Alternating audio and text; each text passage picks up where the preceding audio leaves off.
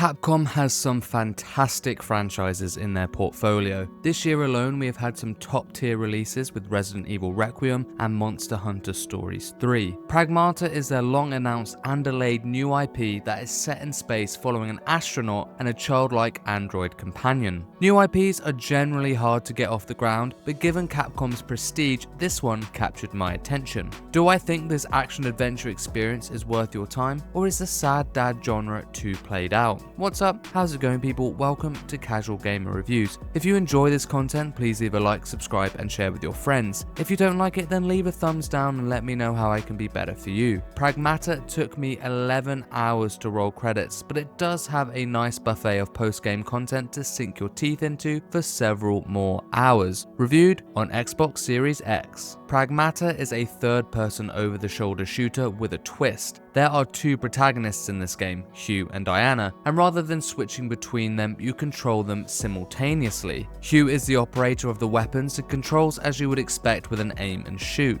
He is also the one you control to move around. Diana, who is situated on his back at all times during gameplay, is a skilled hacker due to her being a pragmata, essentially a specific type of android. When Hugh is aiming his weapon at an enemy, a grid-based hacking minigame will appear that can be navigated with the face buttons. Everything is happening in real time, so you can continue to shoot or move around whilst hacking at the same time. This does also apply to enemies, so they can still move towards you and attack whilst you are engaging with all these systems. The game is designed in a way where you have to hack enemies, as this reveals their weak points for Hugh to shoot for more damage. Shooting an unhacked enemy deals little to no damage, and I couldn't imagine trying to complete the game that way. It would take forever. The complexity of this gameplay duality scratched an itch I didn't even know that I had. This unique approach to a third-person shooter is addictive and keeps the combat fresh over its entire runtime. It's a careful balance that feels odd at first, but once you get into that rhythm, it's captivating. Each protagonist has additional abilities that keep progressing the combat. Firstly, Hugh has a variety of guns that can be acquired. They fall into 4 different categories: the primary unit, attack unit, tactical unit, and defense unit. Only the primary unit is reloadable. All other units are disposable and will be discarded when they run out of ammo. This might sound like a weird concept, but it flows pretty well. You will constantly be bombarded with the disposable units through enemy drops and crates you can open, so you won't often feel like you're not strapped. This also aids you in trying other weapons with no consequences because you can replace it with another almost instantly. I found 2 primary units. One was a pistol for heavier damage and slow, precise shots. The other was an SMG with lower damage but a high rate of fire. The attack units focused on damage output, varying between short range like a shotgun or long range like a charge rifle. The tactical units offered things like the stasis gun, which stopped enemies in its orb of influence, or a riot gun, which knocked most enemies back, to name a couple. The defense units provided a shield, a decoy, and combat support. All of these could be upgraded and or unlocked at the hub area. Pragmata pushes you to have a tactical approach when it comes to combat, and the hacking combined with this unusual arsenal really drives it home. I loved it. Diana has hacking specific abilities too. Firstly, much like weapon variety, Diana has things called hacking nodes. These nodes can be equipped much like weapons and are also disposable with a limited number of uses. Once you have them equipped, they appear in the hacking grid, and if you pass through them, then it activates their ability. My favorite ones were a confuse node that caused the enemy to commit friendly fire, a freeze node that stopped them in their tracks, and an explode node which knocked them down. There are a lot to experiment with, so I'd recommend giving them all a go to see which ones you like the most. These can also be unlocked and or upgraded in the hub area. Lastly, both Hugh and Diana have ultimate attacks. Hugh can dish out critical damage, but only when an enemy is downed. Diana can overcharge, which unleashes a heavy hack that both damages and stuns. This is tied to a meter that can be refilled by successfully completing hacks. The combat is definitely fun with its many complementary systems, but the enemy variety assists with this too. Pragmata isn't a particularly long game, as I said at the start, but it did feel like there was a couple of new bot types to defeat thrown into every chapter. This keeps you constantly learning and engaging with all the systems at your disposal. Each of these chapters comes to a climax with a boss fight to truly test your understanding of the combat and your arsenal. These were challenging, and some I felt were designed better than others, but in summary, the ones that hit.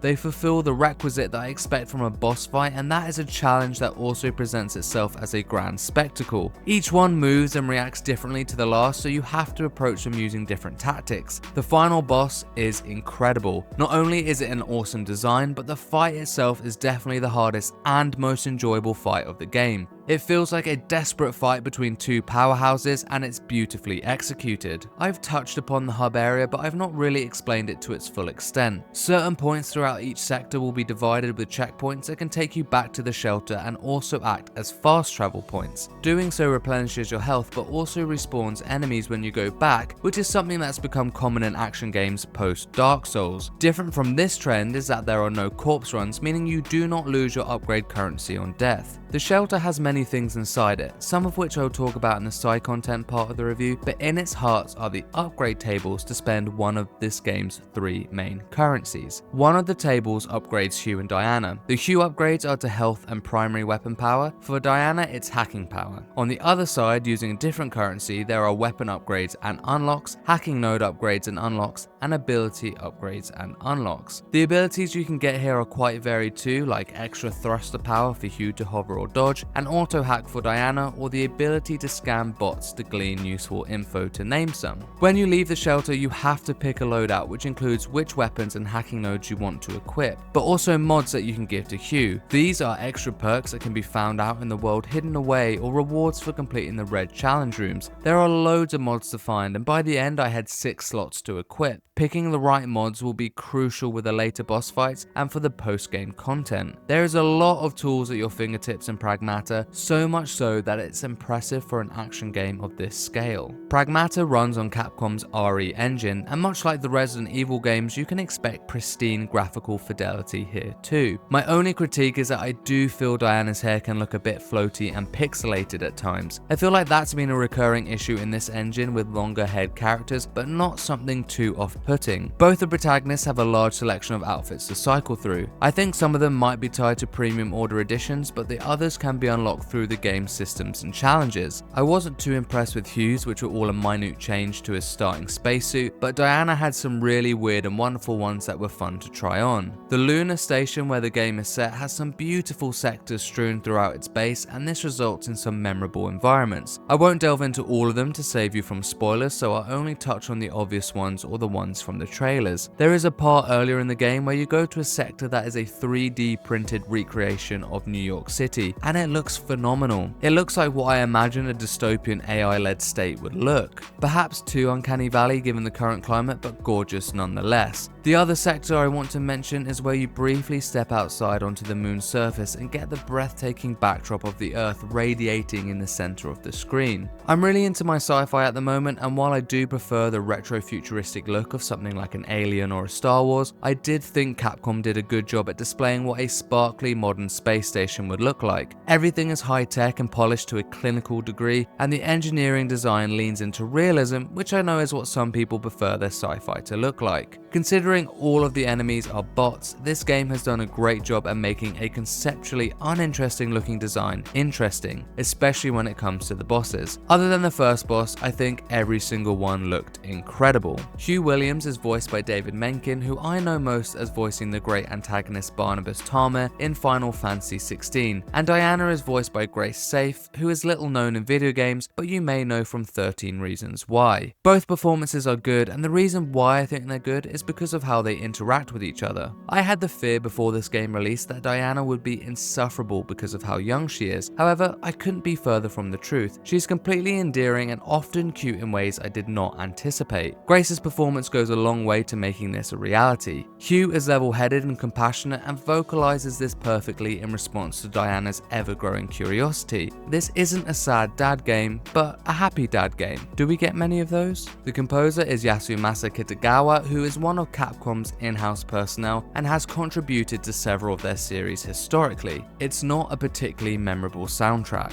It's electronic, almost mechanical in most parts, and it blended into the background for me. Some of the boss fights or heavier combat encounters can ramp up to a tempo that you'd expect to hear in some underground club at 2 AM in Berlin, but this didn't resonate with me either. I did like the calmer story moments or back in the shelter where the music is laced with peaceful piano notes. The main setup for Pragmata narratively is that there is a lunar base on the moon where there are scientists researching this new wonder element. Lunar filament is a resource that seemingly can 3D print anything into existence at a high standard. Looking at you, fake New York. This is inevitably owned by a corporation called Delphi. Yep, it's one of those evil corpo stories. This lunar base has gone dark, so the corporation has sent a dispatch team to investigate what's gone wrong. One of this team is Hugh, and through the starting events of this game, he gets separated from the others and injured, in which he is discovered and helped by Diana. The narrative follows Hugh and Diana as they investigate what happened to the station. Whilst they are unraveling this mystery, they are building their relationship, and the story is as much about that as it is about anything else. I didn't care much for the overarching story, but I did adore the interpersonal relationship between Hugh and Diana. Diana is ever curious and inquisitive about Earth, a place she's never been, and Hugh, who is a childless man, is so caring and helpful to her. It's actually quite beautiful. When I look back on this story in the years to come, I will think about that relationship more so than the events of the game. One of the most impressive parts of Pragmata is the side content. There are several collectibles to get, like these Earth material replicas that can be displayed around the shelter. These imitate things that exist on Earth, like a slide, an RC car, or some colouring pencils. All of these can be interacted with by Diana as she learns about new things, and it's really sweet. The more interesting stuff is the sim pod challenges and post-game content. There are 30 challenges in the sim pod, each with varying difficulty of 1 star to 5 stars. These could be combat challenges, platforming challenges, time challenges, or a mixture of all of the above. Each will have 3 optional objectives to complete for different rewards. I love these, and I didn't even get through all of them. There's a lot of hours of content here to get involved with. One of the potential rewards you can get is a cabin coin. These can also be discovered out in the world. Cabin coins can be used on bingo cards in the shelter that unlocks rewards, most of the time hidden, and I really like this implementation of item unlocks. It was that added step of fun campiness we adore in Capcom titles. When you complete the game, there is a lot of additional content that opens up. There are more challenges, revamped bosses, a secret story, a new difficulty mode, and New Game Plus. Note that you can't do the new difficulty mode or New Game Plus, it has to be a new game. I also don't like games who lock their hardest difficulty behind completion, as I've voiced on many reviews before. All the other content though was great and adds several hours to the game's runtime. I think this is the perfect way to treat an action game. Keep the campaign to a tight 10 to 12 hours and open up the post-game content for players to engage in the systems further and challenge themselves if they want to. It's a genre that can feel like it overstays its welcome sometimes, but that is not the case with this game.